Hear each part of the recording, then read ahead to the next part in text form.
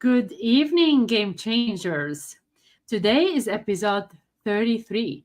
We're delighted and honored to welcome Lindsay Rhodes as our guest. We extend our gratitude to all of you for once again tuning in and being part of the conversation. I want to say thank you for all the amazing mothers and mother figures out there. This Sunday, we are celebrating them. Happy Mother's Day to all the wonderful moms, grandmoms, aunts, and mother figures who make a difference in our lives every single day. So sit back, relax, join us with the round of applause as we celebrate the love, strength, and wisdom of mothers everywhere. Yay, We moms. express we express deep appreciation for the backing of Evan, Iggy, JC, and the TSA team, who have provided us with this platform to interact with remarkable individuals in our community. Join us as we delve into the lives and narratives of our guests, getting to know their innermost secrets, experiences in fantasy football, and much, much more. The Game Changers is not your ordinary show. It has transformed us into a beloved community, and we are thrilled to share this journey with all our viewers. Good evening, everyone. Good evening, Wendy. How are you Hey, tonight? Carla, I'm great. Thank you. What a great intro there. Okay, so listen, I have to get this out of the way at the very beginning because I know people are here for this. Okay, they're here for our guest, Lindsay freaking Rhodes, number one. But we also have a kind of big night tonight with the Battle of the Sexes. That Scott Fish has graciously donated a Scott Fish Bowl 14 spot that we're able to give away to anyone that signed up for the Battle of the Sexes this year. And if you're unfamiliar with that, I'm going to give you a little rundown. We started this last year. Michael Salwin, he reached out to me and said, "Hey, let's do this Battle of the Sexes, men versus women. It'll just be a charity event. We'll donate all this, money." So last year we were able to donate $5,750. We had $2,000 to Living Beyond Breast Cancer, $2,000 to Zero Project for Prostate Cancer Research, and $1,750 to Play Like a Girl.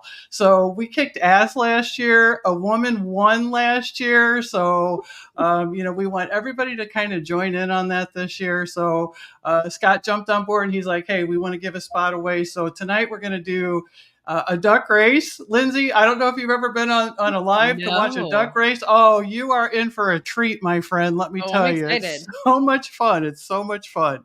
So not only that, there's also different divisions for this Battle of the Sexes, and it's couples. It's TV couples, and the Ross and Rachel division is a hot division for the friends. So we're going to do a trivia contest, and we get to do a second duck race because we're going to give away a spot in that division to anybody that signed up for Battle of the Sexes. So it's a really big night tonight. We're excited to do that. But even more exciting, Carla, please introduce our guest. Of course. Lindsay Rhodes, a trailblazing journey in sports broadcasting. She's an American mother, wife, sportscaster, journalist, and television personality. She made her mark as a host and reporter for the NFL Network. Her remarkable journey began during her high school years when she served as the sports editor for the school yearbook. After graduating in journalism in 1998, she embarked on a path forward forwards great success. She has many outstanding achievements. Los Angeles Area Emmy Awards for the Best Sports Reporting, American Women in Radio and Television Gen 2 Awards, Excellence in Sport Reporting, and was nominated for the Los Angeles Area Emmy Award for Best Sports Feature, The Michael Rivas Story. Join us as we delve into her inspiring story, a pioneer in sport broadcasting. Lindsay, happy Mother's Day to you and yours, and welcome to the show. Thank you. What an introduction. That was. She did her homework. Yeah.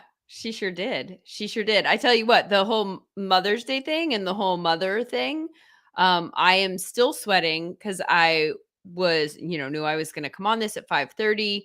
Was like, I don't know what time exactly I'll be off. I don't want everyone starving. So I kind of made half of the dinner and then like prepped the rest of it there with like notes about like when they. So anyway, so yes, happy Mother's Day to all of us. I It's a agree, dub. 100%. Well, I know, Lindsay, I first met you in the Women of Fantasy Football chat, in the unwind that Rachel, our friend Tootsie Pop, puts together. How great is that to have for all of us to hang out? And, the one day I'm in there and I look and I'm like, does anyone realize that Lindsay Rhodes is in the room? Oh, Like, stop. I was like fangirling so bad. And You're I'm so like, sweet. but you were just a mom. You were a mom and you were a woman and you were making dinner for your I was kids. trying to make dinner at that You time were. too. I mean, how great was that though, that you felt comfortable enough to come in and still be able to sit and talk to us and give us advice. And I mean, it was almost mesmerizing. I'm like sitting there going, oh my God, Lindsay Rose, but you were just, like I said, you were just one of us that day, so it was really cool that you come in there.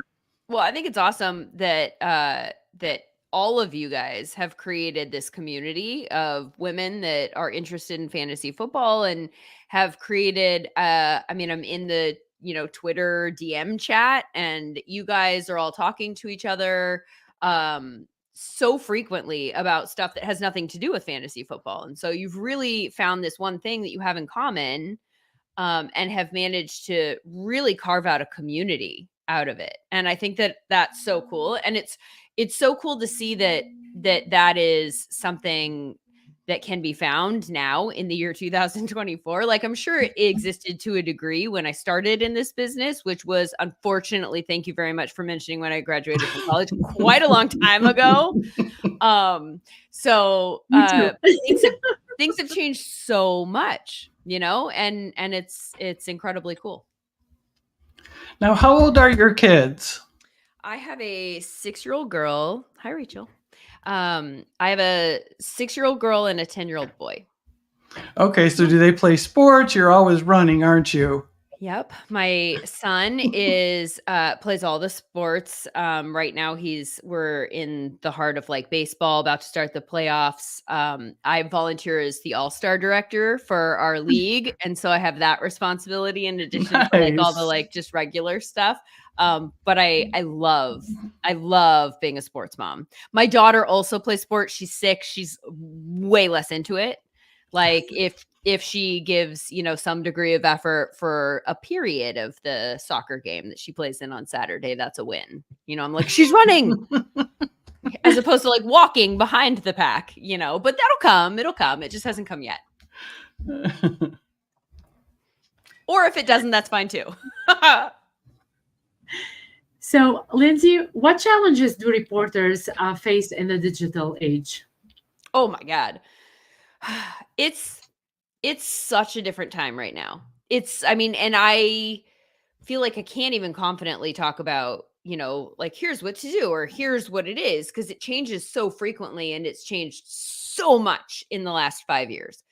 And my advice about like somebody who's wants to be a sports broadcaster in whatever form is different now than it would have been if I had talked to them 3 years ago, so it's dramatically different. And it's not, some of it's good and some of it's not good. It's become very democratized, and that's good that everybody can have a voice, everybody can find a way to carve out an audience, and they don't have the gatekeepers necessarily standing in the way. It doesn't matter if CBS doesn't like you or ESPN doesn't like you or the local news affiliate doesn't hire you because they think you don't, whatever, and so you can't get your foot in the door. Like, here it is, like do a show and you can get your foot in the door yourself. You can just bang the door open. And if people like what you're doing, then you can grow your audience slowly.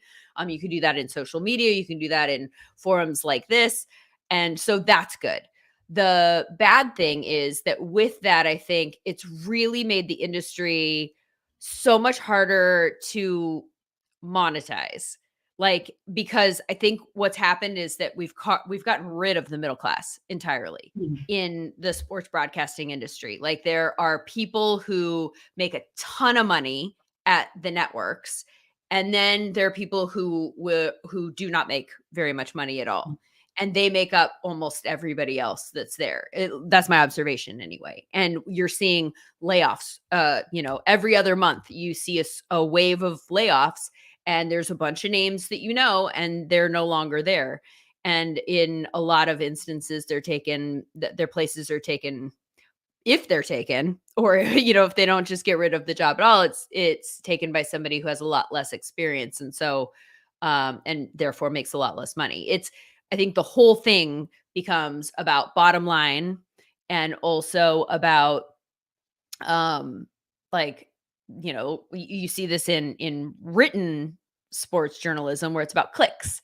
I've talked Yeah. to a lot of people in the industry that come from the writing side, and they're like, I'm tired of writing in keywords. I'm tired of literally writing my whole article around the words that I know will drive clicks to the article. I want to write, I want to be thoughtful. I want to say the things that I'm actually thinking, as opposed to just doing some sort of hot take garbage, and it's going much more towards that, unfortunately. So, but then again, if you want to do that, there's now a path forward to you saying, like, forget it. I am going to bet on myself, and I'm going to take what I want to write about here to a Substack, or I'm going to start my own thing, or I'm going to do a podcast or whatever.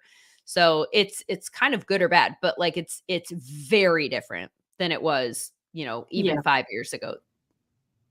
And as a woman in the industry, how is your fight going? How's my fight going? Is that what Mhm. you that's an interesting question in terms of like the timing, it's I think in general, it's way better for women than it was when I got in. Like, there were definitely, when I first started broadcasting, there were fewer women in every room that I was in. There were Mhm. sometimes rooms where I was the woman, or maybe there was one other woman. And now that's rarely the case. We're Yeah. everywhere. But there is still, I think, an element of, at least in broadcasting, an element of, and I think it goes with the financial thing that I just talked about. But I think that there's also still there's a shelf life if you are on air. And that was always something that I was, stressed out about when I was younger, like thinking that my career had a cap on it and that I needed to kind of figure out what I wanted to do after. And every time my contract was up when I was younger, I was always like, are they going to pick it up, or am I too old now? Or is there someone younger and hotter and like the next young thing that has come along? Because unfortunately, and this goes with most of the rooms, I think, being run by older men. Now that you're seeing more women get into those rooms, then I think that this has potential to change, though I think it will be relatively slowly. It's I think that the female jobs are more often cast, like you would hire the host that is the male, or you kind of put in, then you put like the hot young thing that is the female here. Yeah. And that feels more interchangeable and easy to replace, I suppose. What I love seeing now about the industry is the fact that there are so many more female that have carved out niches for themselves as experts. And obviously and this is one way that I think the industry is changing pretty dramatically, and very interestingly for me, is that it's no longer just a former football player, former coach giving us all of their thoughts about what they saw on the field. Now you have people with data analytics, and that provides a pathway for people to talk about football who didn't play football, and yet they can still become experts at what their specific niche is within the sport of football. You have people like Mina Kimes, who I think is, if I was starting a network, she would literally be my day one, number one hire. I would start it all with Mina Kimes. I think she checks every single box. Awesome. But I think it's incredible that you have somebody who we all know, we're looking at her, now people who are growing up now, little girls, it's possible that they're playing football and there are more opportunities in flag football, but anyone over the age of a certain age, you're like, well, I know you didn't play football. And so there used to be this thing when I started off where I knew that was something that the audience knew. And I always felt like I had to prove myself. And I think that that's going away to a degree, and people have started navigating a way to have a voice in this industry, despite the fact that they didn't play, and have carved out opportunities to be experts. And I think it's really, really cool. That's nice. Thank you for sharing. And we do have a question from Kelly here. She wants to know what you think about the AI trend and what impact do you see? I mean, why are we doing this? Like, I guess I get for business or something, like, I just, like, we all know how this story ends. We've seen the movies. Like, they take over and we're done. Like, we lose. We lose. Like, this doesn't end well for us. I don't even understand. It gives me the heebie-jeebies to even use it to, like, write a sentence or something. I'm like, no, I won't give you anything. I cannot do this. And by the way, going back to my baseball mom stuff. So other sports parents will understand there's this app called Game Changer, and that's where you score the game, and then afterwards that's where the box score is, and you also tells you what your schedule is and kind of like all of the team contents there. They do these write-ups after the game that are obviously AI, right? Like but I mean, you would just understand, like, they're not actually, no one's writing a write-up about a 10-year-old baseball game, and all of them. So immediately after the game, there's info about the game, and it's like Jack S leads the, and it's a full-on article. And I can't tell you how bad and off, and like just the writing is so bad.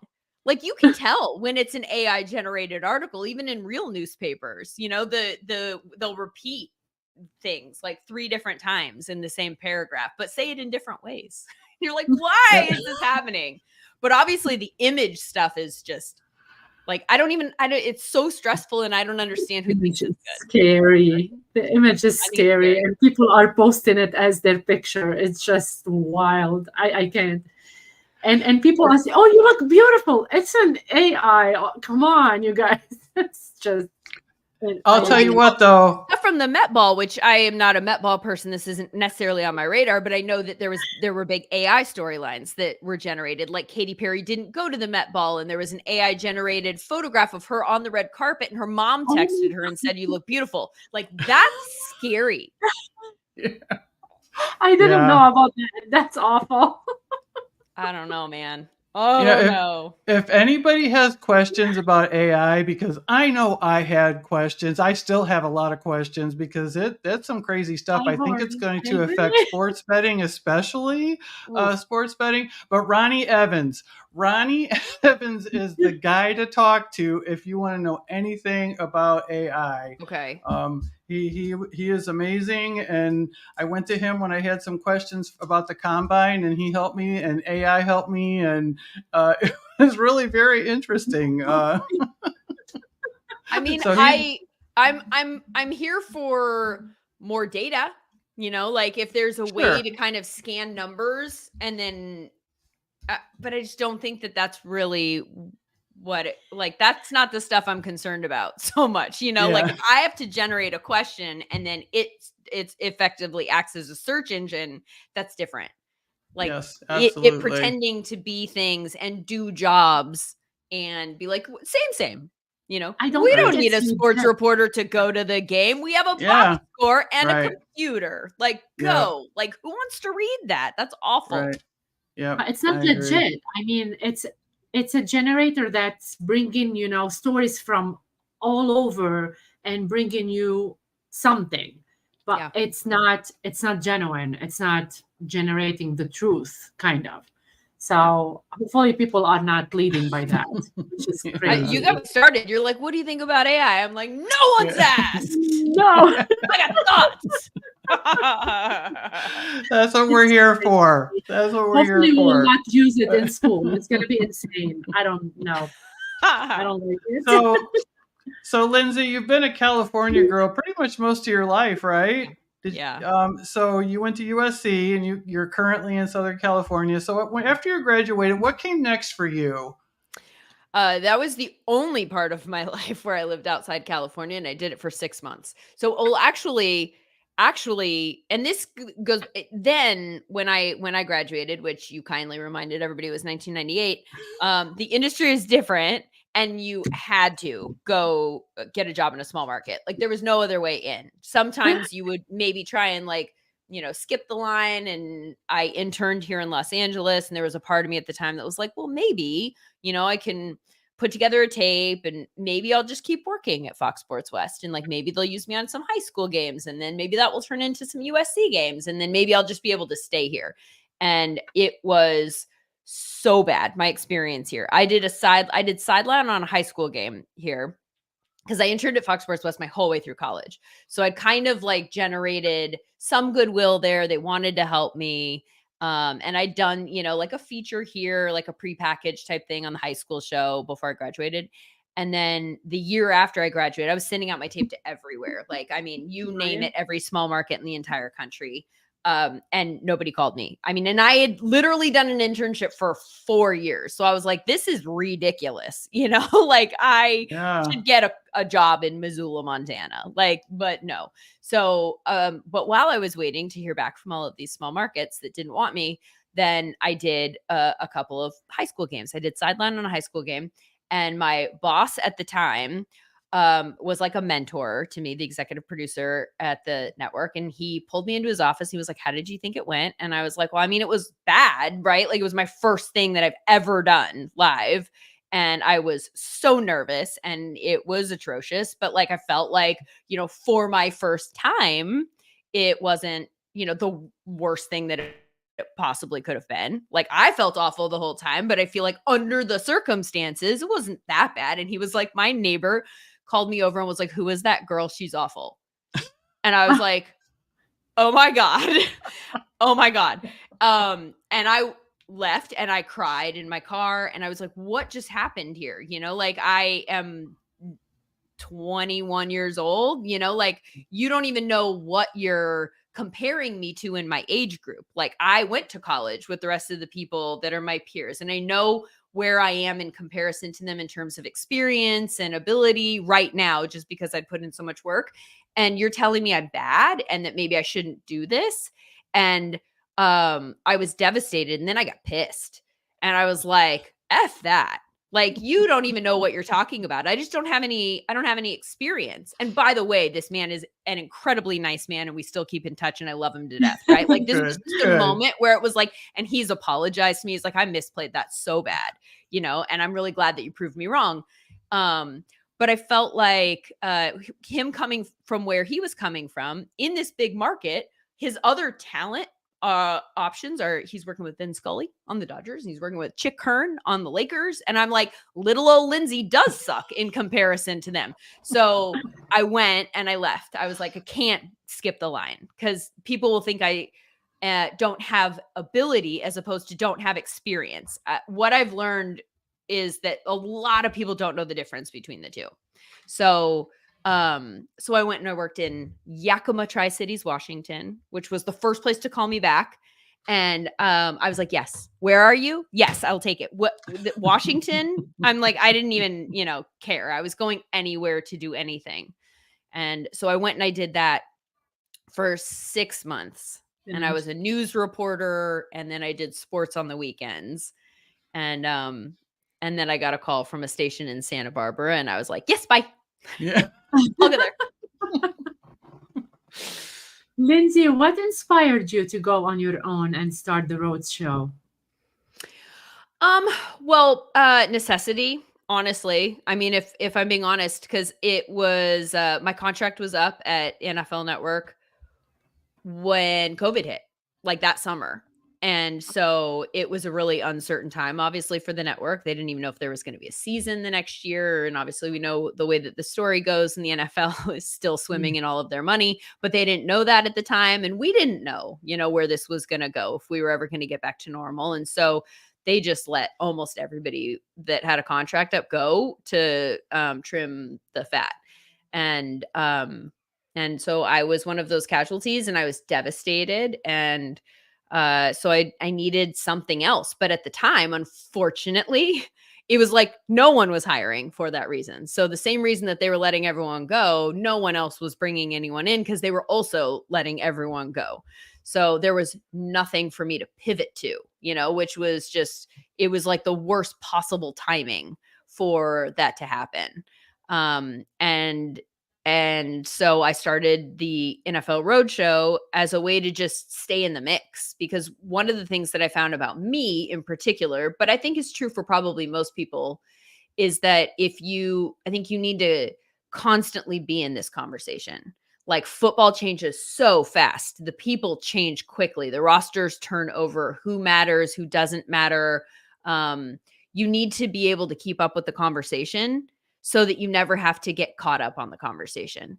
And so I very much wanted to start the NFL Roadshow and start a podcast just so I was continuing the conversation for myself, selfishly. Like, I mean, I thought, if this turns into something and podcasting is a path forward, then that's awesome.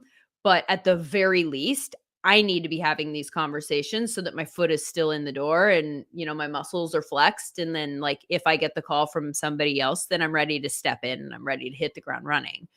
But I've really, really enjoyed it. I don't do the NFL Roadshow anymore, but I have since done radio, which everyone in every step of my career told me I needed to do. And I always fought it because it scared the shit out of me. Like, because there was no safety net, and I'm a preparer. I like to know everything. I like to know that I know what I'm talking about. And for a very long time, that required me prepping like nobody's business. I mean, when I was at NFL Network, that's like the one thing that everyone would say, is that, like, you weren't going to outwork me. And I was always going to be prepared for every show, like way over prepared. Right. And so radio scared me because I didn't know what was going to come next. And there was no way for me to prep for whatever might come out of someone else's mouth. And if I have to talk for 3 hours, I don't even know if I can talk for 3 hours, which I know you're like, Lindsay, shut up. You can definitely talk for 3. I don't know where this came from. So I'm a rambler. But what I've learned since then is that I can do it, and what I was so scared to do has actually turned into something that I love doing, and I think is a strength of mine. But that also goes with staying in the conversation constantly and never leaving the conversation. And that's why I feel confident to talk about whatever. I love being able to tell people when I'm going on a podcast and they're like, do you want the questions in advance? I'm like, whatever you want to talk about, I can talk about. You want to talk about the Panthers? You want to talk about the whatever, like any team you want to throw out at me, like, I can go. And if it's not an area of my expertise, I know how to pivot off of that and into something that I do feel more comfortable talking about. And that's from doing radio, and that's from doing the podcast, and that's from having the conversations that I specifically got to choose to have, because one of the things in TV is you're checking boxes. You're like, here are your analysts for the day. And I was so fortunate to work with some really good analysts at NFL Network, but you're like, here are the people. These are the 2 people you're going to ask all your questions to today. And by the way, the questions are almost always going to be about quarterbacks, because that's what moves the needle. Usually some teams move the needle more than others. Right. And so I didn't get to necessarily choose all of the content. I got to choose sometimes. I got to drive it where I wanted it to go, but they weren't, I might have 20 follow-up questions, but they're like, we're going to have this conversation for 3 minutes. And once that 3 minutes is up, I will be in your ear going 10, 9, 8. Okay, move. Like, that's the producer, like, going, go to the next thing, And so I love the fact that that I get to drive the conversations, in podcasts. So you're being put in a box. Well, I being mean, you're everybody being is that's an at some point. employee to a Yeah. degree, right? Like if you're employed and you're doing something because somebody is paying you to do it, then they get to decide what you do and I they get to agree. decide how you do it to a degree, right? Like there are a handful of True. people that are like, I'm going to write a 10-page essay on blah, blah, blah. And they're like, do it. It's going to be so good. Everyone will read it. But like Yeah. I feel like Jordan Rodriguez is that now, right? Like everything she writes for The Athletic, I think is insane. I think she's the most talented writer right now. And everything that she writes, I'm like, that's my brain. That's what I want to know. Like I feel like our brains kind of work similarly in terms of her curiosity. But yeah, so I think she's kind of earned the right to like do some fun things, but a lot of people don't really get the opportunity to do that. And unfortunately, there's like not a lot of money in podcasting or radio. Unless you're a handful of people again, but it's so fun. And I feel like ironically, I feel like I have gotten so much better from doing these things. And well, and honestly, speaking of radio, I know we're all kind of sad about Fantasy Dirt ending on Sirius XM. I don't know the whole story. Don't necessarily need to know the story, but we do miss that. I mean, how did you get together with Michael Fabiano? Fabs was one of the first people that I worked with at NFL Network. Like when I started there. In fact, there was NFL Network's gone through quite a few iterations of like branding and what's the priority now and what the different shows are that are on the network. And when I started there was Total Access, and at that time Rich Eisen was still doing it. And then there was a college football show that came on right before that. And then the middle of the day show was a show called Team Cam. And that was where they took advantage of the fact that as a very young company, NFL Network, they had the ability to have cameras in all the facilities. And no one else had the ability to just be there, right? And have like a room that was reserved for them. So they took advantage of that by having reporters in these rooms, and we would just fire up whatever team cam and go to, different facilities. And so I hosted that show. I was in a rotation of people that hosted that show, and Fabs was the fantasy person. And so he did the fantasy show, and then he went on all of the different shows answering fantasy questions, for 3 minutes again, because everything's 3 minutes, if you're lucky.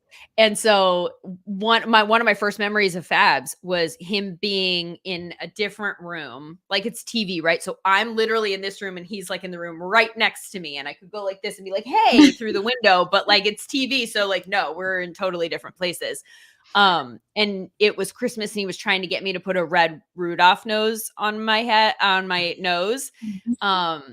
And he wanted me to be silly. And I was still at a point in my career where I was very buttoned up, and I was like, I'm a journalist. I need to be able to report on like if there's a death later or like, something very, very serious. I need to be very serious so that I can, be a journalist with a capital J and have some gravitas. And so I didn't know how to have fun and do that. And, that's again one of those things that comes with the experience, and you kind of figure it out. But at that time I didn't totally know it. And he was like, put it on. And I finally did at the end of the show, and I was like, okay, that's enough for today. And then I was like, oh my God, I'm so uncomfortable. I was just silly. Like, I'm not silly. So, or at least I wasn't on air. So that was one of my first times meeting Fabs. And he is the most loyal friend in the whole wide world. Oh, like that's whatever. So cool to hear. He really is. He's the guy that, and people who listen to us on the radio, I've had people say like, I feel like you hate him. I'm like, I absolutely don't hate him, but we are definitely like brother and sister, where sometimes I think we annoy each other, and I can't hide it when he's annoying me. But what I'm leaning into is that like, that is a peek behind the curtain where it feels genuine, but I do love him. He is the person that will bring your name up into rooms that you're not in. And not everyone's like that. A lot of people are just looking out for themselves and trying to drive the conversation like back to me. Let's talk more about me. And I want your attention. And he's like, this is great that you want to talk to me. Do you know my friend Lindsay? You should hire Lindsay. Like, he's Nice. absolutely that person. So I love doing shows with him, and Well, what is the new show that you're doing? There's a new show, right? yeah, we're doing a podcast for the BLEAV network, and so it's BLEAV, the BLEAV fan. Why am I'm bleh, this is the name of my show. The BLEAV fantasy football show. Yes, So that's it. yes. I mean, and it's such a complicated one to remember. Like, what, Lindsay? Anyway. Yeah, so we're having a lot of fun. It's a weird time to launch a podcast about fantasy, because it's definitely the off season, So but we're having fun having all these. The off season is one of my favorite times of the year, honestly, because I love, and I know people are so sick of me saying this, I love roster building. And that's part of the reason that I fell in love with fantasy, because I came to fantasy through the NFL and not the other way around. It wasn't like, oh, I played fantasy and then I fell in love with the NFL. Like, I was like straight, well, I was capital J journalist covering the NFL, and then started playing fantasy as a way to, I'm a nerd again about prepping. And so I thought fantasy was a good way to like really stay attuned and alert to what's going on in the league, like nothing's getting by me. I'm going to know.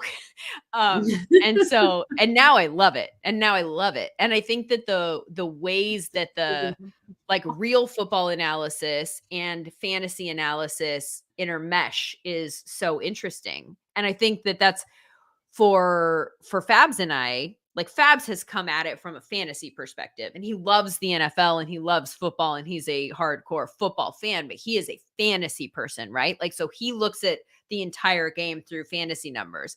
And I think that we're good together to a degree, because I look at it more as like from a straight NFL analysis standpoint. And there are sometimes when I'll be saying something and he goes, I don't care. That has nothing to do with fantasy. And I'm like, but this is how I get to my fantasy opinion.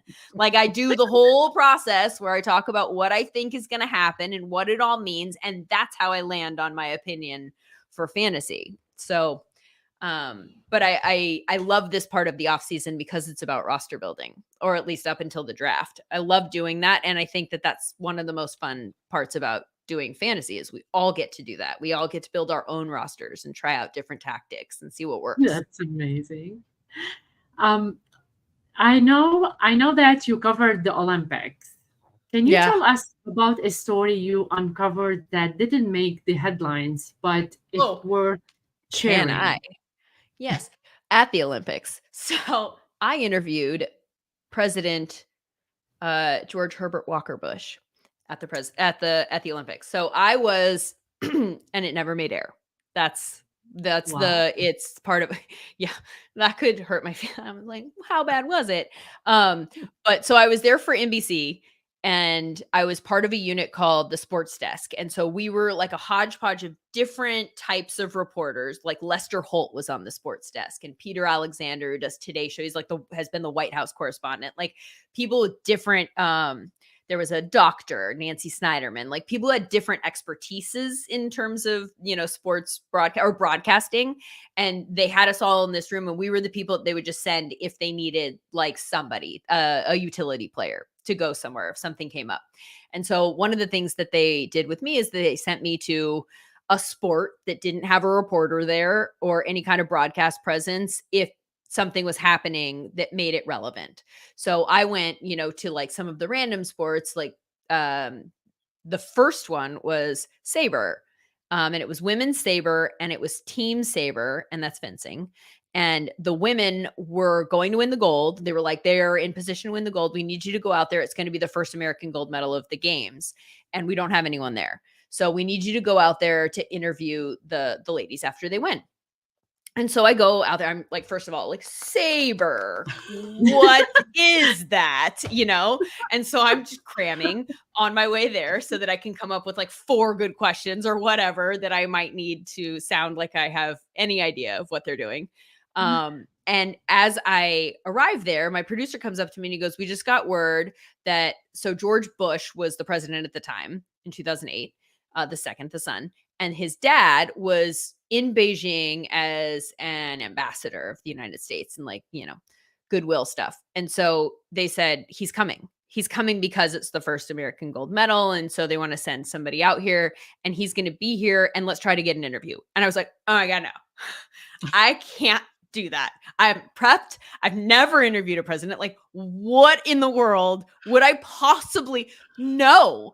And this is one of those times when like they literally, like a lot of people would be like, yes, I'll do it. This is my whole career in a nutshell. And I was like, I'm gonna stop. I'm scared. I want out. So they convinced me to do it, which by the way, just included like, yeah, Mr. President, yes, we're going. And I was like, oh my God. So we went and I was on the floor and he and his team were up in the stands. And so we weren't at the same level. So I had to climb on a table. Oh my God. Stand on the table and hold my microphone, so that I could interview him. And he started crying.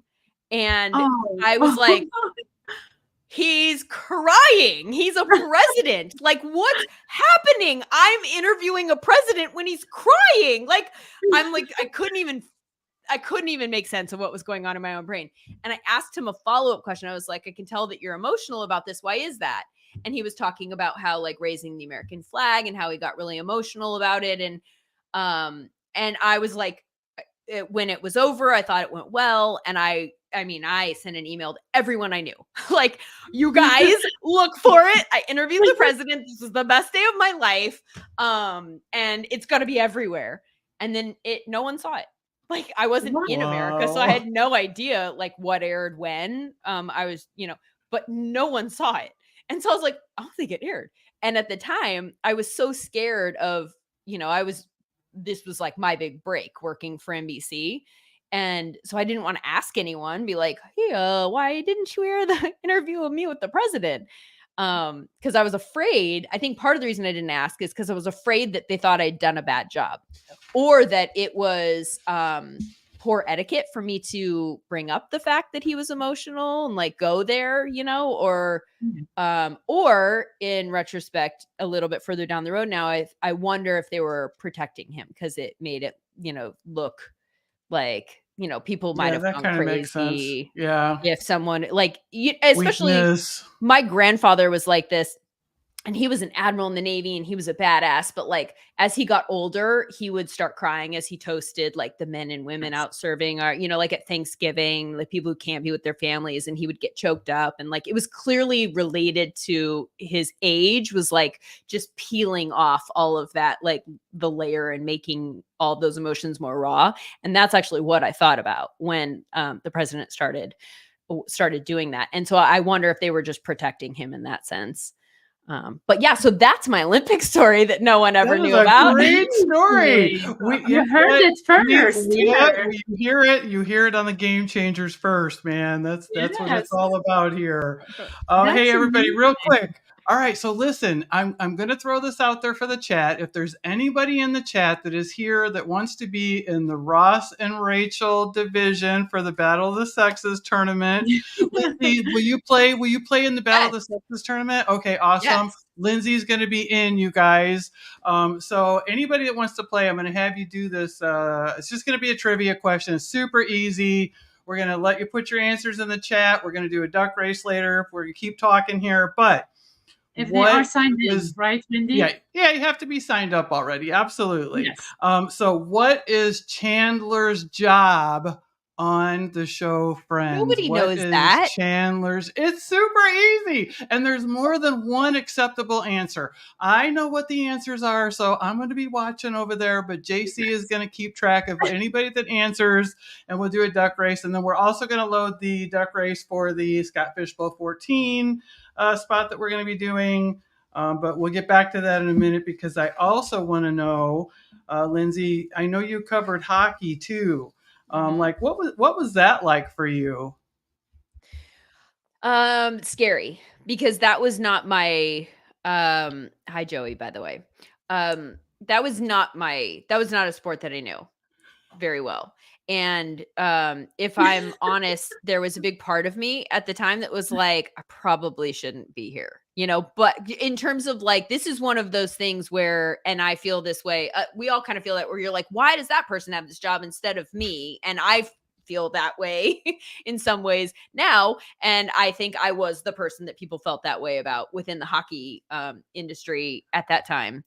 And not just me, but I didn't know that much about hockey, but I was a reporter and I knew how to be a reporter and I knew how to prep. And in some ways, I think in that role, the fact that I didn't know hockey that well, kind of ends up being a benefit to a degree, in the sense that my only job was to talk to them, figure out the things. I know how to, as a reporter, figure out what's already out there in a quick period of time.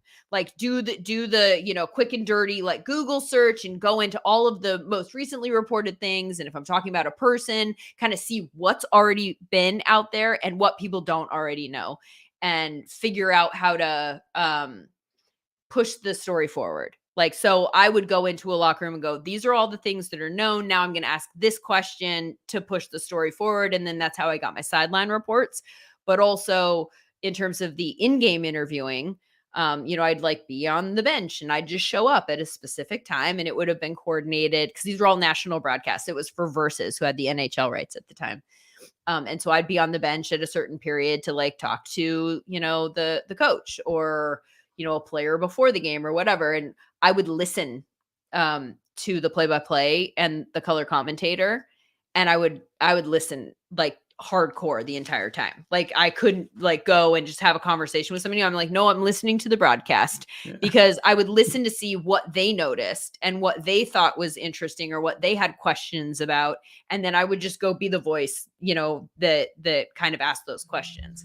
So it was really fun to do. I loved it. Playoff hockey is the best live sport to be at. There's nothing better than live playoff hockey. It's the coolest thing ever. And I'll fight anyone who gives me something different. It just is. And I'm not even a hockey fan. Like that's not my thing. But it's awesome to be there in the arena for those games. And the hockey players, I think, because I've covered pretty much all of the sports, and they are easily the nicest players in general. They're the easiest to I'm work so with. glad to hear that, easiest because to I'm a cover. hockey fan, so I'm really glad to hear that. I used to sit there and be like, why? Like, why are they? I'd have all these conversations about like, I'm coming from baseball, and I'm like, they are not nice. And then now I come here and everyone's so nice. They're Wait, like, what do you mean? Baseball? Not nice? well, this was a long time ago that I covered baseball, and maybe it's changed dramatically, but no, that in general, that sport was the hardest to cover in terms of the people, because I think it's linked to the fact that they play so many games. And the media is, you're there before the game talking to them, you're there after the game talking to them. And frankly, there's a lot that happens on a daily basis that is just part of a process. Like an actual baseball game, sometimes there's a lot to report. Sometimes a lot happens. Sometimes it's like, come back in a week and we'll talk about whether or not I'm hitting or I'm not hitting and why that is. But like one game, you're like, you went 0 for 3. Why do you think that was?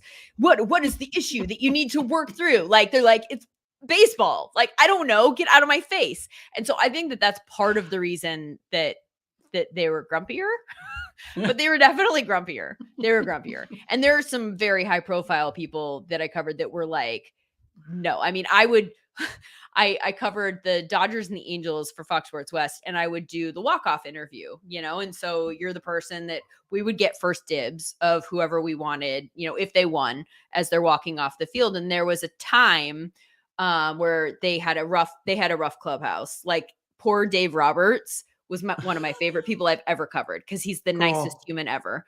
But poor Dave Roberts had to talk to the media every night, because the catcher's always involved, right? Like the catcher's always, if the pitcher won't talk, then the catcher can talk about the pitcher and also everything else. Like, so that poor guy had to do media every day because no one else would talk, except for, no, sorry, I'm talking about Paul LaDuca. Paul LaDuca was the catcher, and then Dave Roberts was just nice. So those were the two people who had to talk every single day. There were pitchers on that team who, again, I'm all over the place, but for the walk-off, I'd be like, we want this person.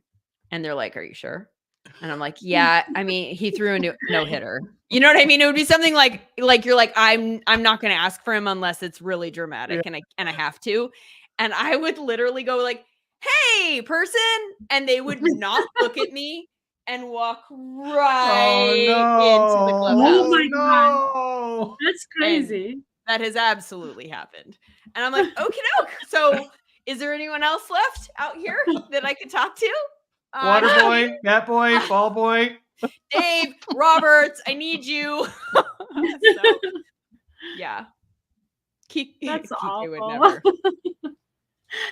Lindsay, if you could have a deep conversation with any historical figure or fiction character, who would it be and why? I don't know, man. Do you guys know that answer? Do you have people that are your Like people that even you would say fictional to this? or maybe sports person or Fictional would require me to like read, which I remember what that was like to historical. read The Yeah. good old days. before kids, when time was mine and people I weren't like, give me a snack. Can I have some water? What? I need help with this homework. You're cooking dinner? I don't care. Are you dude now instead of mom? Oh, for sure. Yeah. Yes. Do you have kids? Uh-huh. Bruh. Dude. 3. All of the things. My son's new thing, so he's 10. So he's like, you know, they're almost like the teenager-y stuff. And so he's like mewing in every picture. You're Yeah. familiar with this. So he's like, Yeah. and I mean, every picture I have of him with his friends, they had like a parent party at the school last weekend, and he would not hang out with me. And we took a few pictures, and he's doing that in every picture. He's like, but by the way, and I had a couple of beverages, so people. I literally chased him at one point. He and one of his friends ran through like the crowd of moms that were dancing by ourselves, plus the kids that were nice and like their moms.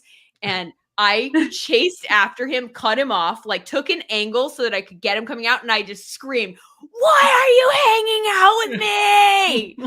I was like, "I'm going to embarrass you. I don't even care."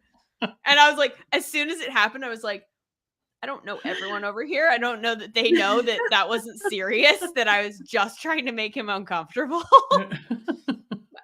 My sense of humor. Joey maybe. saying his daughter just threw a piece of pizza at him tonight and said, "Make this yogurt, daddy." Well, if you can, Joey, you let me Yeah. know. You let me know And how you Rachel- make that happen. Yeah, we definitely want to Rachel answer asking, Rachel. Yeah. What advice would you give to others, especially women aspiring in a career in fantasy football? I think, gosh, I don't know. I don't know if it's specific to women really anymore for Yeah. fantasy, especially now that everything is like this. You know, like you're not necessarily like dealing with interpersonal like office dynamics, which is where it gets the trickiest being a female, to be frank, right? Like Yep. there's some stuff that you have to navigate when it's in person and trying to be professional, but also like friendly and navigating those relationships that can be tricky. But and also I think one of the trickiest things about being a woman just in general and in like sports journalism broadly is the relationships that you have to build with the people that are your sources. That's always been the trickiest part of this game for me, because you have to be friends with the players that you're covering, or I mean, not friends is not necessarily the right word, but you have to have a relationship in place so that you can get information from them, or that they want to talk to you and they want to share things with you, or if something happens you could shoot them a text or something like that.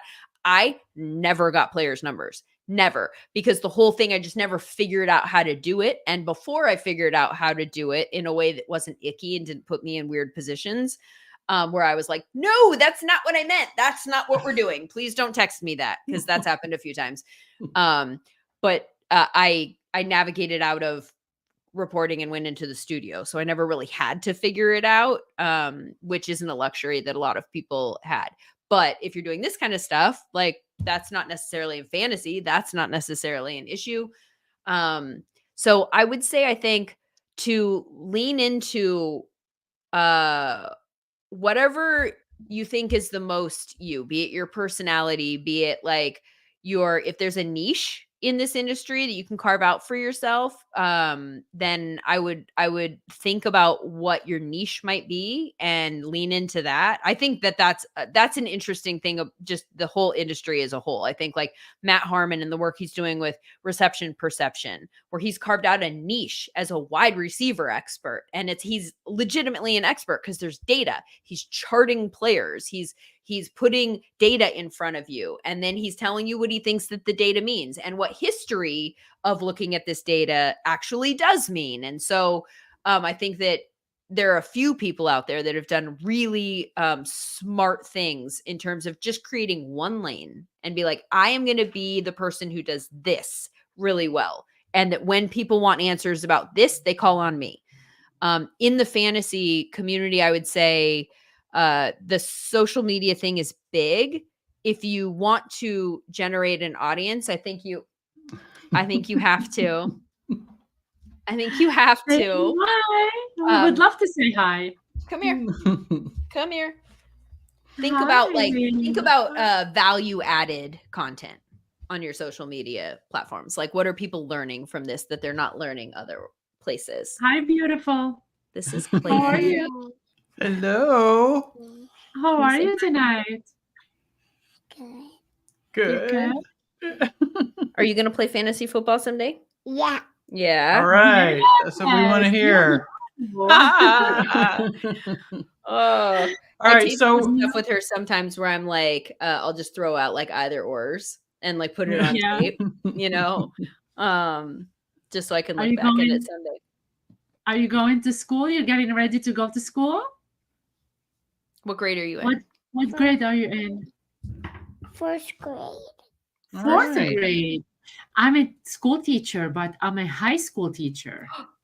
Whoa! So you teach the big kids, I do. my kids are like crazy.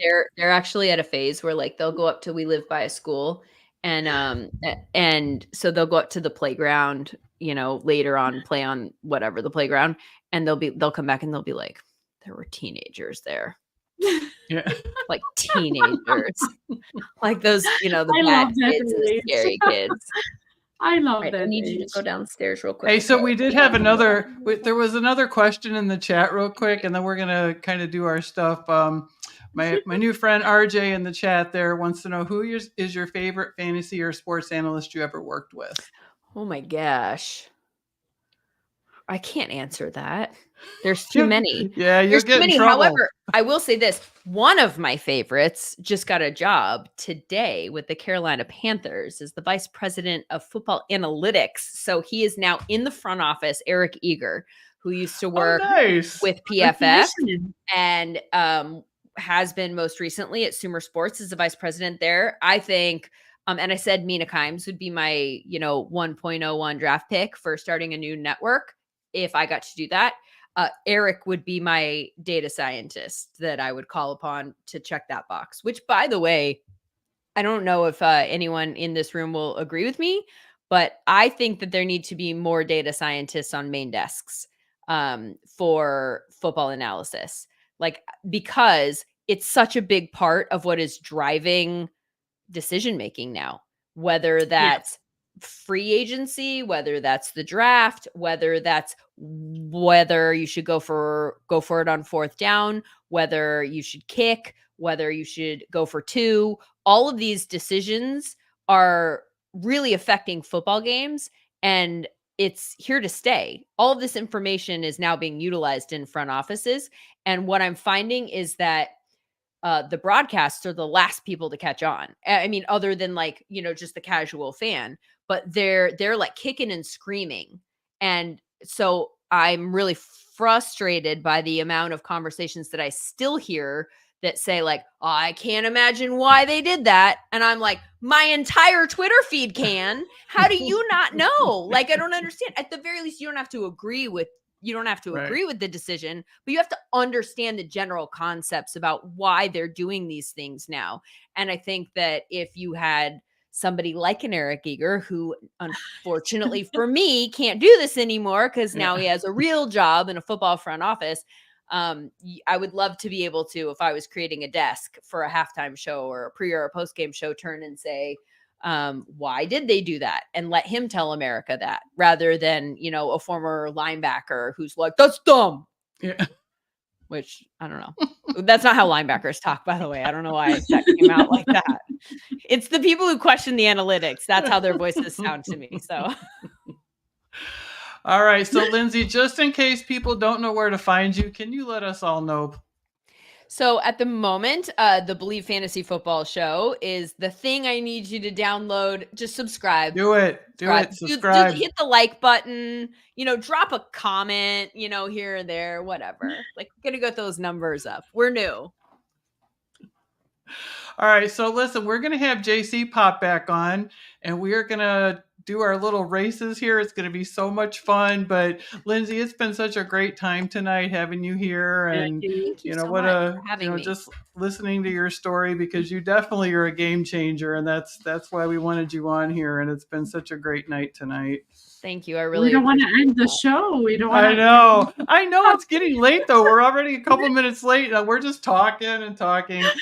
So JC, if you're there listening, there he is. Hey. What? So do we have a duck race for the Chandler for the answer for the trivia? For Chandler. Is that what we're starting with? Oh yeah. So I'll pull that one up first. Like someone said, hire Chandler, right? Yeah.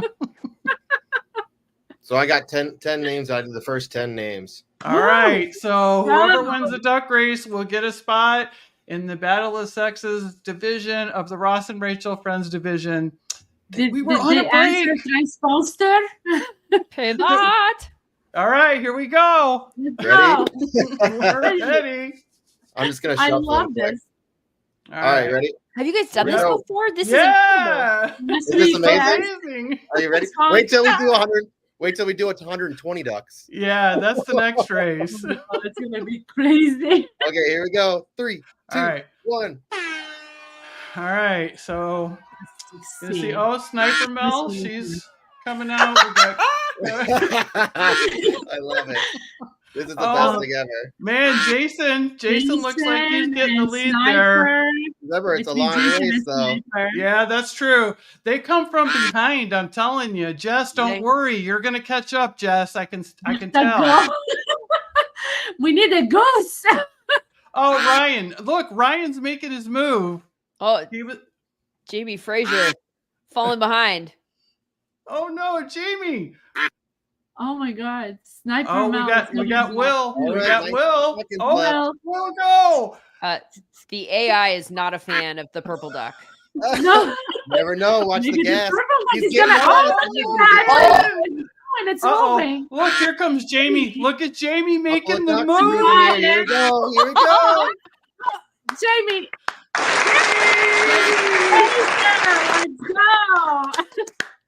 That's incredible. All right. So, Jamie, you're going to be in that division. You are the first one in there. And by the way, I picked my division. I'm going to be in the Mr. Big and Carrie division. If anybody wants to join me, let me know. Tracy's going to be in the Jim and Pam division. So if anybody wants to be in there, let her know. So on the next race that we're going to do for the Scott Fish Bowl tournament, spot. The problem is we don't know who is confirmed that either they don't have a spot yet, or they do have a spot, or they're signed up, or they're not signed up. So we're going to do the duck race. We're going to verify with Scott Fish, yes, this person is eligible to win, and then we will make the announcement. So we're going to know who finished where, and we're just going to have to go down the line and make sure that the correct winner gets picked. They're very specific, so we just want everybody to know that that's how it's going to go down. We have to confirm with them and Fantasy Cares. So this is going to be huge. There's 120 ducks in this race, you guys. They're going to be like taking each other out. I can tell. It's just going to be mayhem. It's going to be mayhem, Lindsay. Oh, man. Look at this. How is this going to work? Holy hell. That's insane. All right. I'm going to shuffle them twice. All right. Oh, my God. I never saw that before. That's crazy. I know, it's crazy. You can get up to 1,000 of these ducks on a pond. You can. All right, ready? All right, here we go. 3, 2, 1. All right. Here we go. So this is everyone that has signed up so far was eligible for this. Like I said, we're not going to know who's going to win, but we'll find out. We'll make a big announcement. This is going to be super cool, super exciting. Look at Scott Goby. He's like Man, That means smoking he's it. going to lose. That means he's going to lose. This is what I learned from one duck race. Having watched. Look at all these Anybody that ducks. signed up for the Battle of the Sexes league, you are in this. Yes. You are in this race. Yep. I have a question. Are they going to be in the right? the online drafts or Whatever they pick? I mean, Okay. whatever's available. If somebody wants to go to a live draft, they can go to a live draft. Yeah. Come to LA, draft with me. Oh, are there you going to be at are you going to be at the live draft, Lindsay? I am. Yeah. Oh, how cool is that? I'm in There's some. Bonnie Robinson. It's coming from the back. Chad, Here we that's go. a 18 weird seconds. duck. There's so many ducks. Oh, Watch somebody Megan step up. Kaplan. Oh, Oh, I love here we her. go. There- A bunch of them stop. Oh my God, Jump. it's coming from the Oh, back. I saw. oh, Like, Who's gonna get it? Rachel, you cannot win this. Stop oh it. my God, this is crazy. We never, Oh, you don't Roy. know. Oh my what- gosh. Who's Jerome Jerome Roy?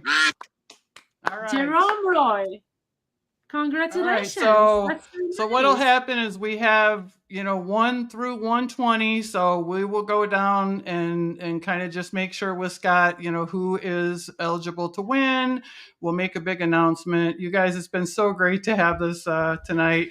Oh, I also forgot to say something earlier. We're taking a break, you guys. Okay, we all need breaks. We're on a It's break. Yes, I mean we are taking a Right? break. We're gonna be We're out on for a like a break. month, you guys. It's like we're on a break. So from June 19th to July 10th, we're gonna be gone. We're gonna be gone. Don't miss us too much. We're gonna miss you guys. Please come back and see us when we return. But it's Mental Health Awareness Month, you guys. So we all need breaks. So. We're going to do that. We'll be back just in time. Actually, you know what? We're coming back on July 17th, and that's the day or a couple days after I have my live draft for Scott Fishbowl. Lindsay is in Chicago on that Sunday. So I'll be able to report how that went. And I keep saying, oh my gosh, I'm sure it's going to be just terrible. But you know what? I went last year. I had the best time of my life. It was one of the best days ever. So hopefully we can pick our winner for that, and we will see you back next week. And let me figure out. I gotta look here. You guys, I'll be there. Yeah. Oh yes, you will. Oh, you're gonna come to Chicago? So I can't because Chicago's the same day as the Minneapolis one, and I'll be at the one in Minneapolis. I think I might go. I might drive up to or down to, I should say, Madison. Madison would be so fun. I'm thinking 12 about that hours, so I might myself. do that. Yep, I'm thinking about that. But thank you everybody for joining us tonight. Hopefully everybody had a great time. We learned so much about Lindsay. Thank you to the Sports Affiliation. Thank you, JC, for getting this all set up. Thank you to Michael from Battle of the Sexes. And Lindsay, we got to get you signed up for that because I want you to play. Yes. That'll be so great. Yeah. So we will be back next week on May 15th. We have Janelle. Carla, Janelle is going to be on the show. She's awesome. I can't wait to hang out with her for an hour. So wishing everybody a great evening. Yes, she's going to sing for us next week. That is a requirement. It is a requirement. So thank you, everybody, and we'll see y'all next week. Have a good night. Good night, Thanks, guys.